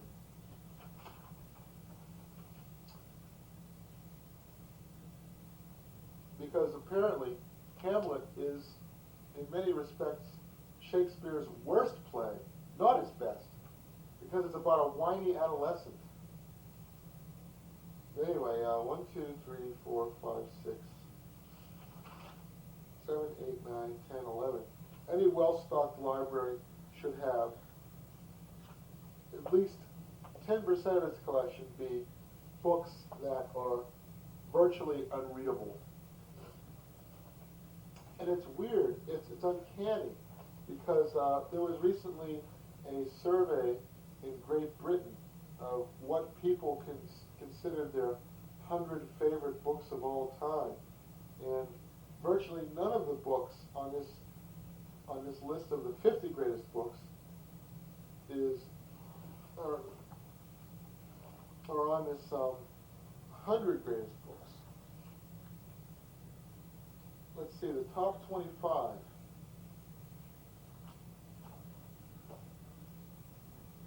Lord of the Rings, 1984, Animal Farm, Ulysses, Catch-22, Catcher in the Rye, To Kill a Mockingbird, 100 Years of Solitude, The Grapes of Wrath, Train Spotting, The Wild Swans by Jung Shang, The Great Gatsby, Lord of the Flies, On the Road, Brave New World, Wind in the Willows, Winnie the Pooh, The Color Purple, See, these are all like movie tie-ins, I guess. The Hobbit, The Outsider by Camus and not by Colin Wilson, and certainly not by S.E. Hinton. The Lion, the Witch, and the Wardrobe. This was one of the 50 worst classics of American literature. That Narnia Chronicles thing, that Farrago that C.S. Lewis came out with. The Trial, Gone with the Wind, Hitchhiker's Guide to the Galaxy, and Midnight's Children by Salman Rushdie. Sort of a token here. Proust is number 33, followed fast on the heels by Charlie and the Chocolate Factory. Patty Clark, Ha Ha Ha by Roddy Doyle is number 75. A Brief History of Time, number 79. The Van by Roddy Doyle, number 96. And The Horse Whisperer, number 100 in the Waterstone's top 100 best 20th century books in Great Britain. I'm sure that the American list would be very different. But it's funny how tastes have changed over the last 50 years. I'm sure that nobody selected The Jungle by Upton Sinclair, which admittedly is the best book of a man who wrote probably over 50 books. I've been reading a biography of Upton Sinclair lately, and God, what a confused guy. he got an awful lot of mileage out of that one book. I mean, apparently he didn't write anything worth reading for the next 15 years. Of course, I know all about Upton Sinclair. I modeled my career on his. I determined to do nothing that he did. Whenever he did something, I would not do it. He would write pot boilers and thereby be useless for any other writing. I, on the other hand, have resolved to write nothing and therefore not fall into the trap of merely writing for the sake of writing. No, oral expression, that's the way to go. Someday, of course, all of these great monologues of mine will be transcribed and then promptly consigned to oblivion. But, yes, anyway, words, words, words. Now we have 30 minutes left, and I still haven't gotten to my main point. This is beginning to look a lot like Moby Dick, actually. And so, I guess finally, in this last half hour,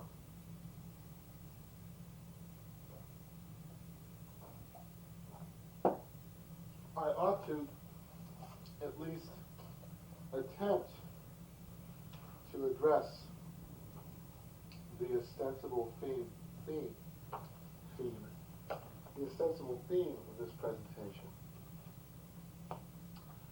Vigilante consumer. So, for station identification purposes, let me just state that this is The Wrong Hero. You are tuned to Channel 55, Cambridge Community Television, and we are presenting here on Cafe Cabaret a presentation entitled The Wrong Hero, Vigilante Consumer. And I've been talking for an hour straight. I'm getting it all out, you see. Now, if I were to do one of these a week instead of to try to do 4 of them in 1 week, then maybe I would have a better chance of being successful. But as it turns out, I haven't really been budgeting my time very well. And I am recording this a scant 6 days before it is due to be broadcast. So, anyhow, animals are an example of how easy it is to commodify living things. I think maybe one reason I'm not really getting very far along in this presentation is that I was all on fire to do it last week, but now the topic bores me. As a matter of fact, you are beginning to bore me. Let's see, what's on television right now? All My Children's coming on soon. We could leave you with an hour's worth or half an hour's television.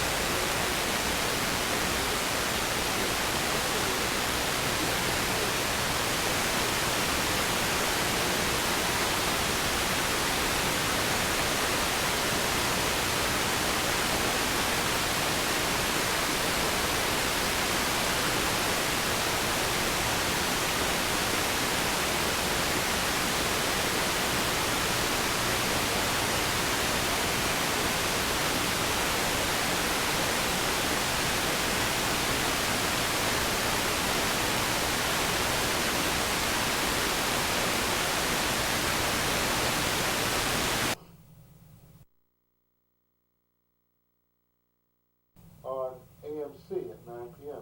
Burt Lancaster is a soldier of fortune who struggles with pirates and snuggles with Joan Rice, D+. So it gets the same rating as The Road Warrior, interestingly enough, which is kind of odd, wouldn't you say?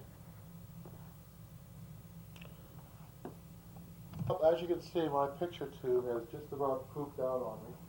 I don't know what I'm going to do. I guess I could show repeats for the next 7 years or so, since I have over 600 programs which have been steadfastly videotaped in that interim. Or maybe someday the picture tube will in fact work again. But maybe I'll even buy a new camera. Of course, it would be kind of foolish to buy one at this point, since I'm not really doing an awful lot of active programming these days. What is wrong with these people? Why don't they just shoot 2 hours worth of footage so I don't have to show you 20 minutes of darkness? Alright, I guess I'll take the last 20 minutes or so to badmouth other far more famous and presumably talented comedians. Let's see.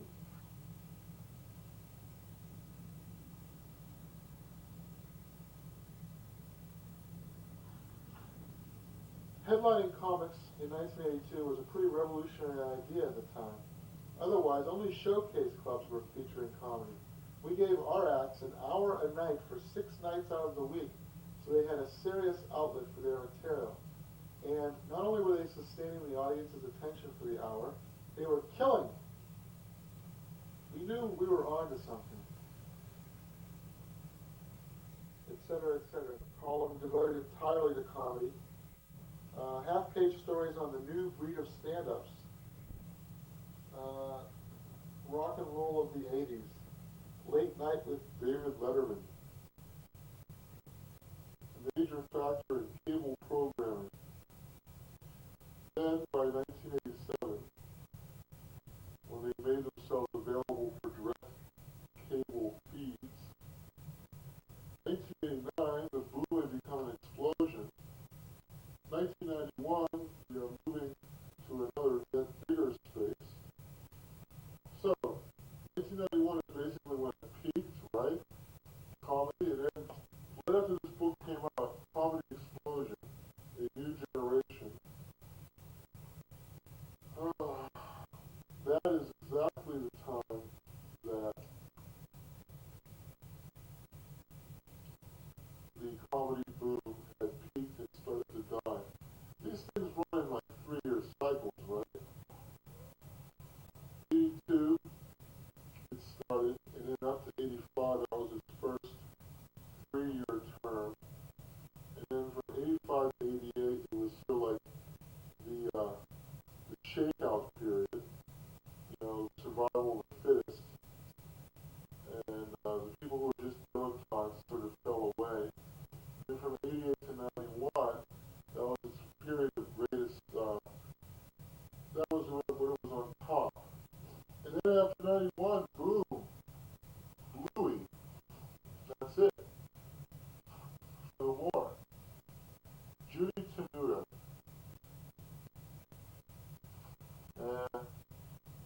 She's okay. I like to see a Hare Krishna get French kissed by a jackhammer. Okay. Very good. Richard Belton. Well, okay.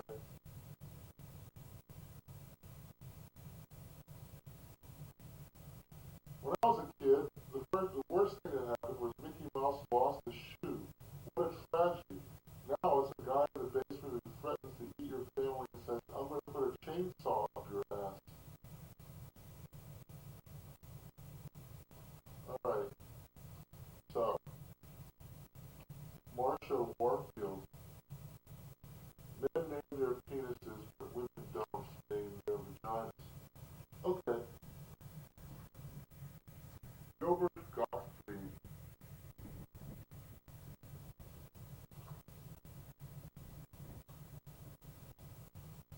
The Old Testament. Most people don't know this.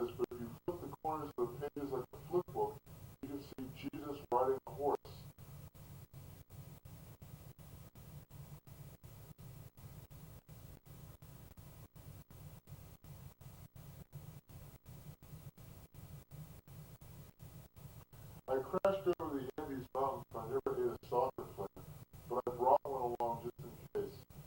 Okay. Carol Leifer.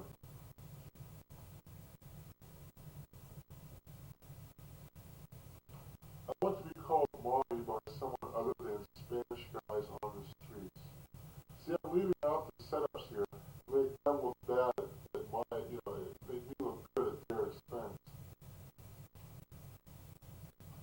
The NRA objects to a waiting period to get a gun. Anyone who needs a gun now needs a waiting period, says Paul Provenza. Okay. Rich Hall. You had to win over the rock fans, he says with a slight shudder. So Rich looked for ways to manipulate the audiences. I try to do that with a lot of bright, shiny objects. I used to stand behind the bass drum, figuring if they really liked the band, they wouldn't throw stuff at me or risk hurting the equipment.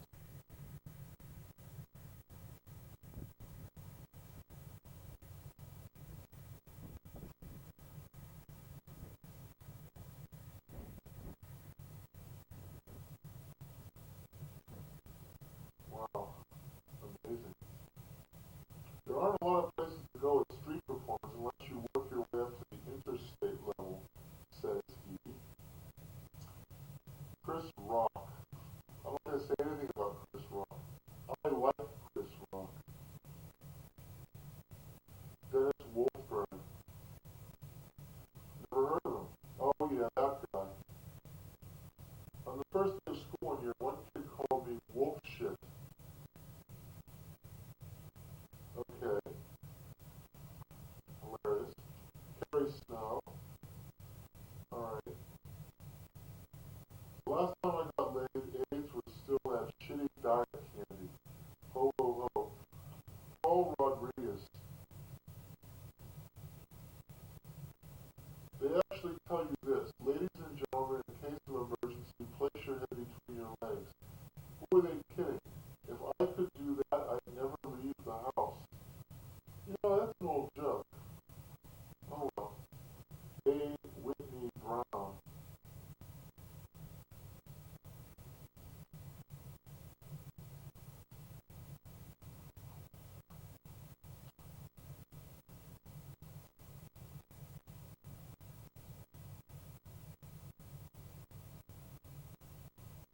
These new smart bombs are smarter than a lot of our high school graduates.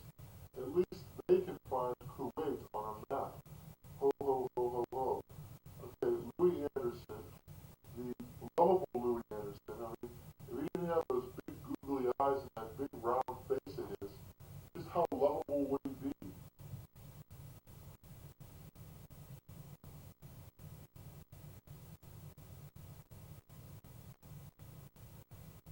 I like it when drunks get philosophical. Hey Louis, life. Live it.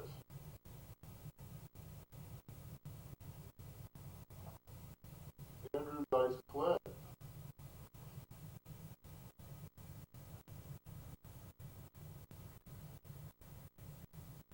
Little Boy Blue. Hey, needed money.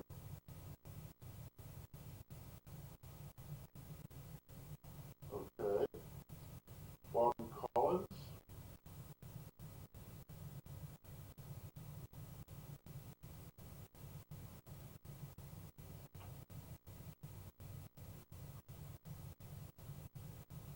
You remember when George Bush became president? They took his wife's commercial off the air. Clap on, the clapper. Okay, that's right. Make fun of poor Barbara Bush. Of course, I used to do it too. Now this guy, Larry David,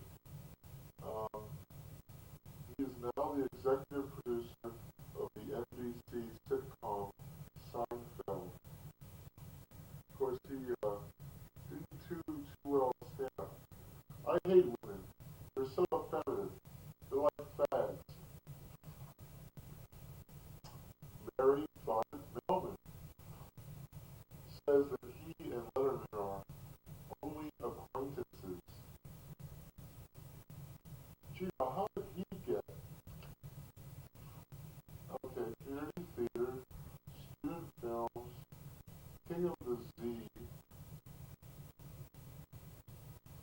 just that nebbish.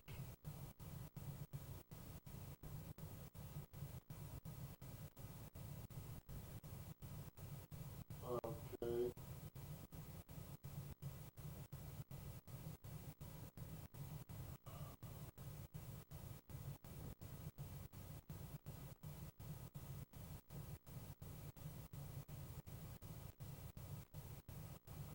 Well, alright. Poor guy. Margaret Smith. The inscription on my Uncle Swanee's tombstone says, "What are you looking at?" This guy came up to me at a bar and said, "Hey, cupcake, can I buy you a drink?" And I said, "No, but I'll take the $3." Alright, it's okay. I think cocaine is like Esther Scientology, says Harry Shearer. It just allows you to be the asshole you want to be. And then he has this horrible New World Order reggae song. Paul Poundstone. Gee, I guess every young female comedian wants to be Paula Poundstone. Remember her TV show? It lasted all of 3 days.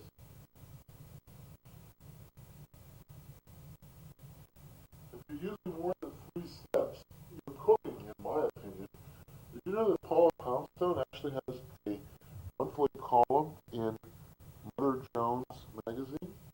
At least I think it's Mother Jones. Yeah. She's the resident wit. Well, our time's up. Thank you very much for tuning in. Sure do appreciate it. Sorry about this here video component. I suppose if I could have done better, I would have. This is The Wrong Hero with Vigilante Consumer. Join us next time when we dither even more.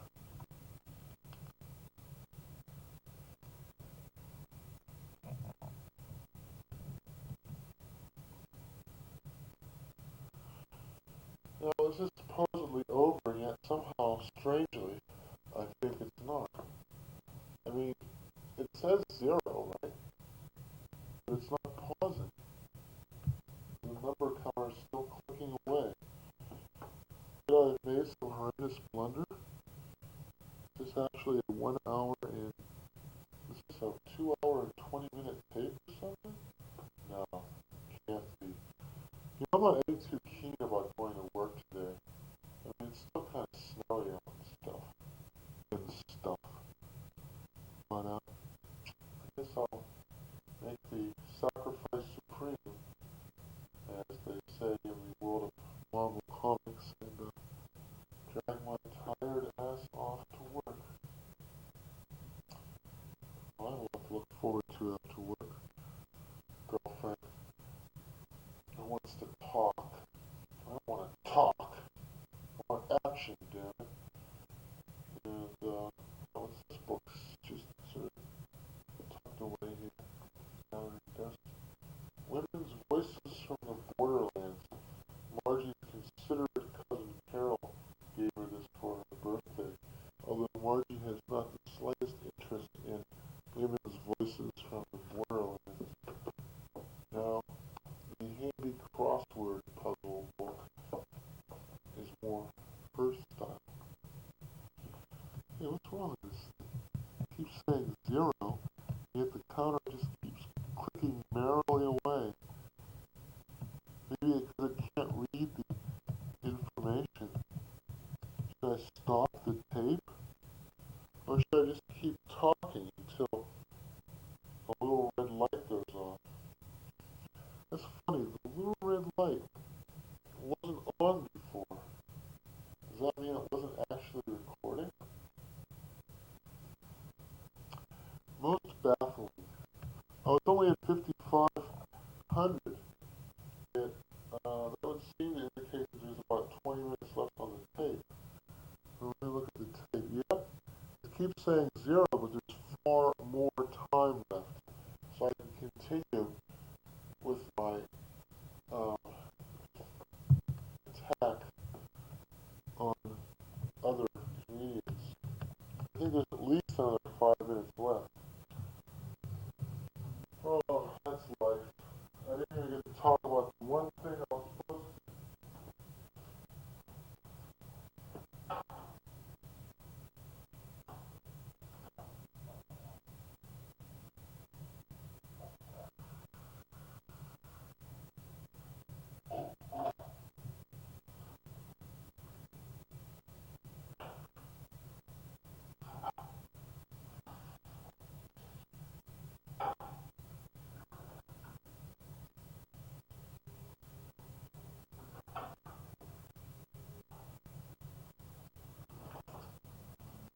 I'll tell you what I did do. I left the coffee pot on and there was no coffee in it and no water.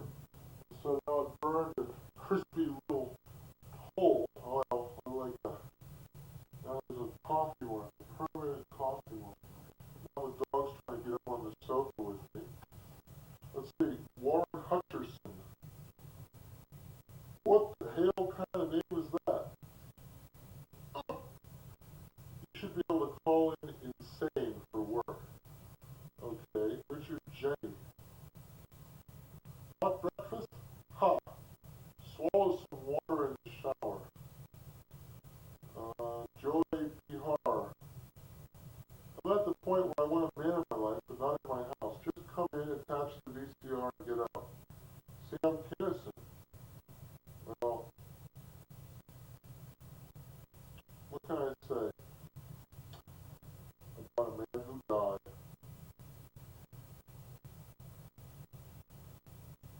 Dr. Ruth can spiel her wrinkled elephant gray grandma-ass bullshit, but I'm out of line.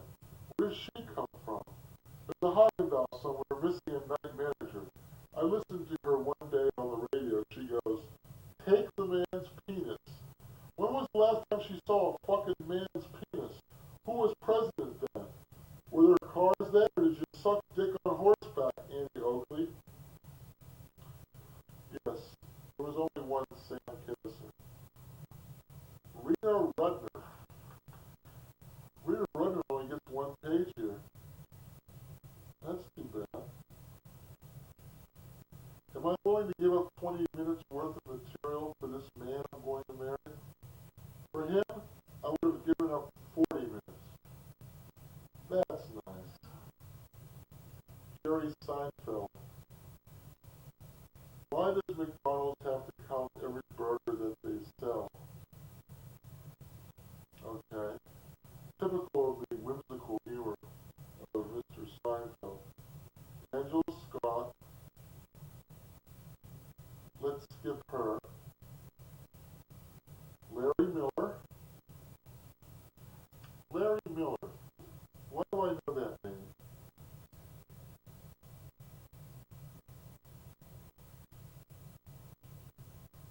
Rearing techniques. Women say, oh, we look at men sexually too. Ladies, you have no idea. It's the difference between shooting a bullet and throwing it.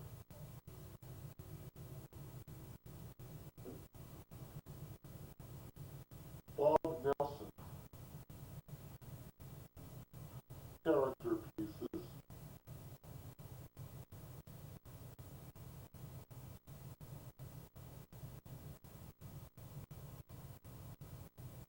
Okay.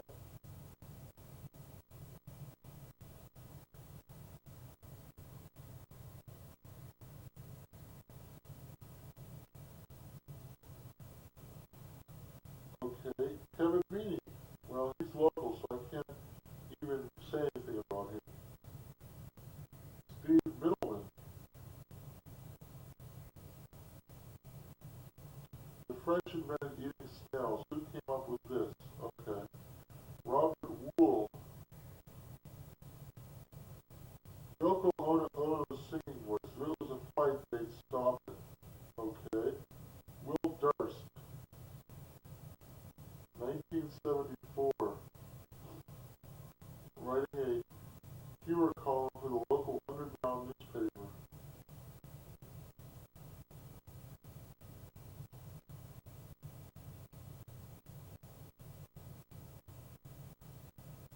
Yep.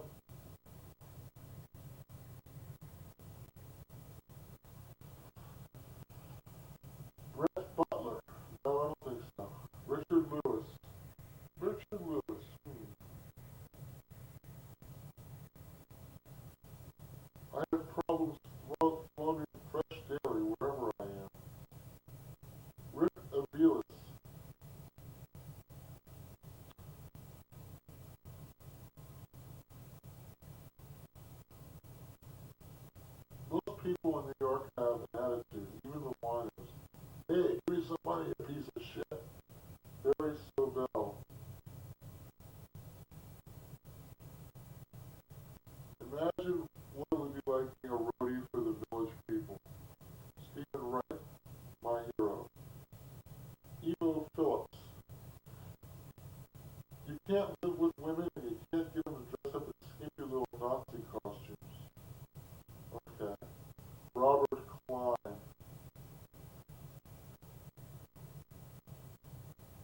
Why are there never very credible accounts of aliens from outer space?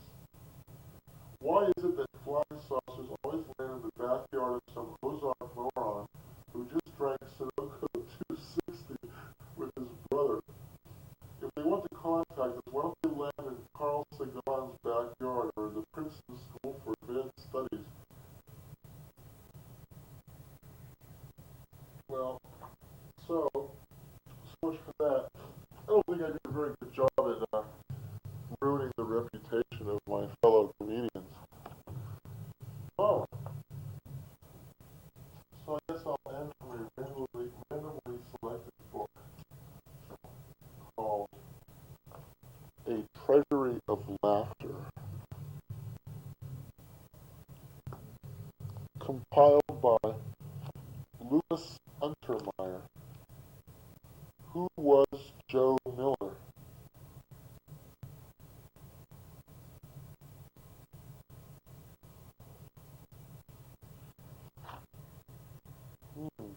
Humor, say philosophers, is the index of an era's sophistication. Because the present day laugh at broad jokes, it is inclined to fancy itself as tolerant. Modern is the popular word. The stories we tell in this company would only have been whispered by grandfather to his barroom cronies.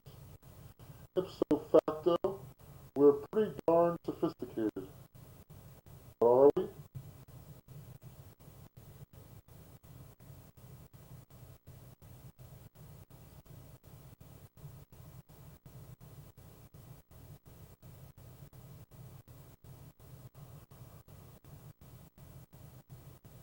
I don't get this joke that they're trying to tell.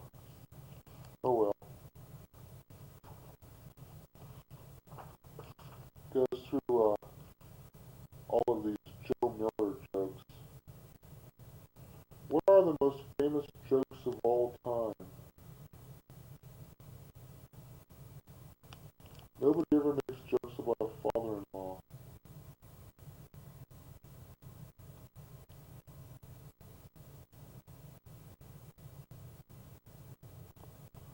Wherever I go, I talk to myself, and I'm such a bore.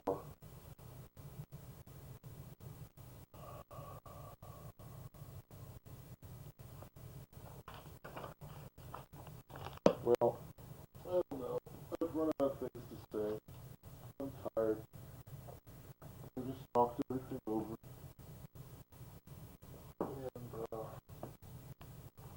I don't suppose that you're any more tolerant of my dilatory tactics at ending the show than I am of having to do it. But fortunately, in spite of the fact that the counter seems to be malfunctioning, we are in